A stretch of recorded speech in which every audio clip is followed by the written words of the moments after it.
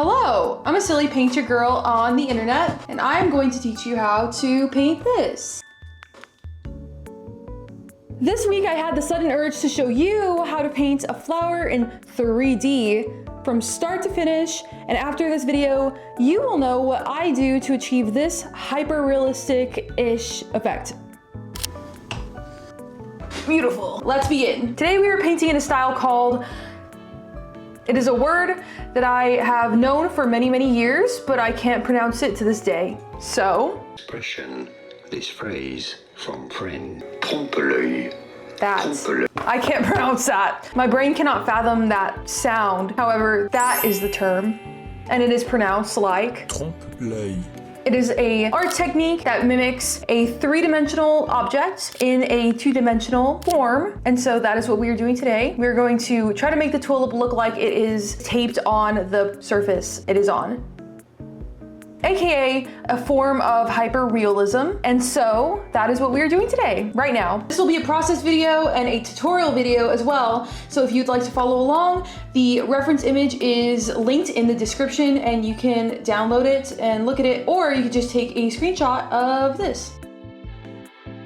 First things first, we are going to prep the canvas. I'm painting on an oval canvas, and to prep, I'm going to spread a very thin layer of burnt sienna mixed with turbinoid over the surface to tint it and to make it this beautiful shade of orange. Then, gonna wait for it to dry outside in the unbearable heat. So before going into this painting, we are going to want a game plan. Before I make a painting, especially something like this where it has some tricky shadows, I typically look at the reference image for hours upon hours, just staring at it like a weirdo, trying to analyze the way that the light moves within it. But you don't have to do that, because right now I am going to tell you how to look at this reference image from a painter's point of view and what's to look out for and how you should be looking at it before you begin. Here is the reference image. However, as far as we are concerned, this is not a picture of a tulip taped on a canvas. This is a series of shapes being lit by one light source. If you are someone who is wanting to get better at painting representational realism, you are going to want to change the way that you see things. Instead of seeing objects, you are going to be seeing shapes and colors and pieces of the whole rather than the whole. So here is our map for how we will navigate this painting in its simplest form. As far as shapes go, it is essentially an oval on a skinny stick, basically. The leaves complicate it a little more because it is a complex convex shape. However, you can break those into more basic shapes, as we see here. But either way, we are going to want to see the object as this as we are painting. Next, we are going to go into mixing up some colors. For the flower itself, I'm using burnt sienna, magenta, purple, burnt umber, and cadmium yellow. For the stem, I'm using raw sienna, yellow ochre, phthalo blue, sap green, and white. And for the tape, which I may or may not include, actually, I haven't decided yet, I'm using phthalo blue and titanium white. For the underpainting, I'm using the true colors that I'll be using for this painting, except for I'm diluting them with turbinoid so that they can be very thin and transparent.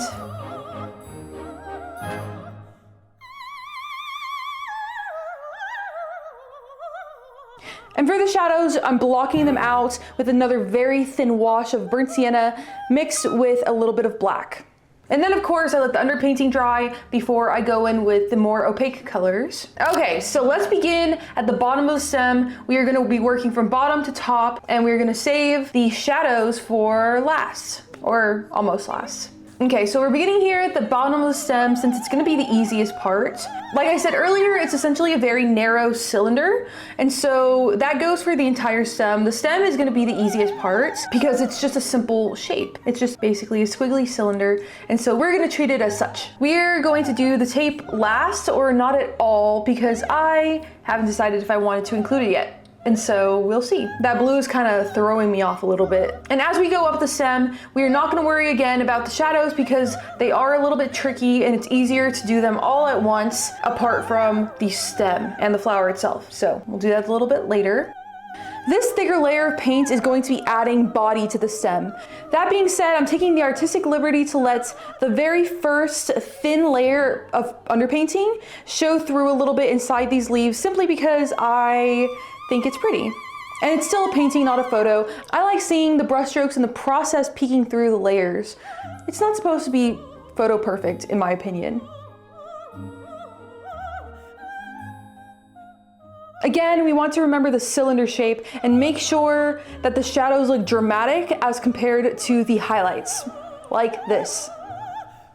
That gives it this three-dimensional depth. Okay, now for the shadows. I know I haven't done the entire flower bulb yet, but I decided we're far along enough for us to start on the shadows. The last time I made a painting like this was in 2018 when I first began oil painting. And while the flower looked great, the shadows were not my favorite. They just weren't the best in my opinion. They lacked dynamic color and value that real shadows have. Here it's just like a mass of gray. The reason why it looks like that is because I laid on way too thick of an oil paint layer. This is all just one thick layer, and it made it hard to blend anything smoothly enough for it to look good. Again, it doesn't look bad, but it's something I knew I could improve on this painting. There's so much paint here that you can see an impasto texture and even the cracks within it because it's so thick, and I just didn't do it right. So having learned from that one and observing it, for this one I will be using thinner layers to build up those shadows. First doing it with a base layer of diluted color, and we're blocking in the lightest values, starting from the left since the left is where the light's coming from. For the purposes of this video, I'm going to be going over the entire flower after the shadows for the sake of being organized. As you can see, I started a bit on the bulb here. Don't worry, I will be going over it from start to finish after I complete the shadows. Let's refer back to the value map I made earlier. This is where it's kind of tricky because as you can see, it's not a gradient like this.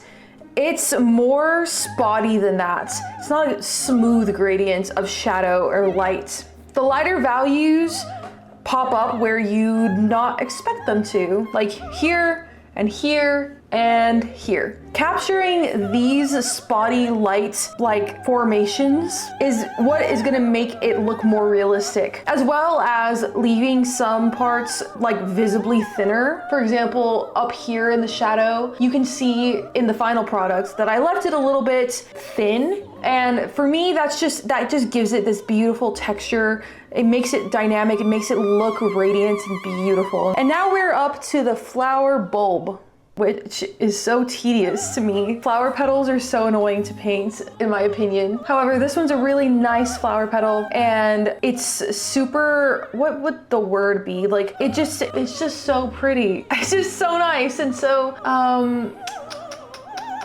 geometric is the word I'm looking for. It's very geometric and visually interesting.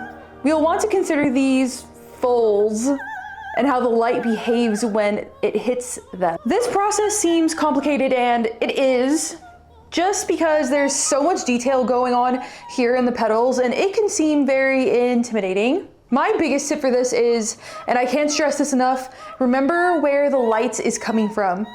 Opposite to the light, which is coming from the left, are the shadows.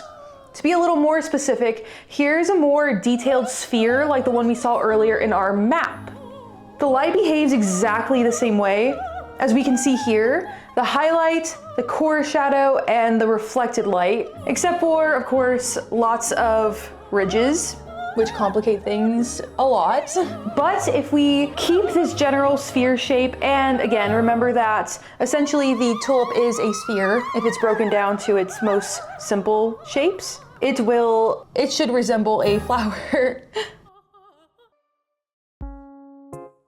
And yes, we are finished with this painting, and I love it. It's actually one of my only paintings this year that I've made that I didn't absolutely hate. The other one being a commission I did earlier this year. If by chance, if anyone sees this video and happens to actually follow along, I would freaking love if you sent me what the finished product looked like. It would bring me great joy and satisfaction to know that someone actually watched it all the way through and learned something, hopefully. If you're someone that happened to do that, if you could send it to me on Instagram or tag me or get my attention on my small itty bitty little Instagram. It's not hard to get my attention on Instagram. Send it to me on Instagram, tag me on it, and I will see it and I will be very happy. And I'll post it to my story and I'll be happy. And I'll know that I accomplished something and I reached people, which is my whole goal. Anyway, thank you and goodbye.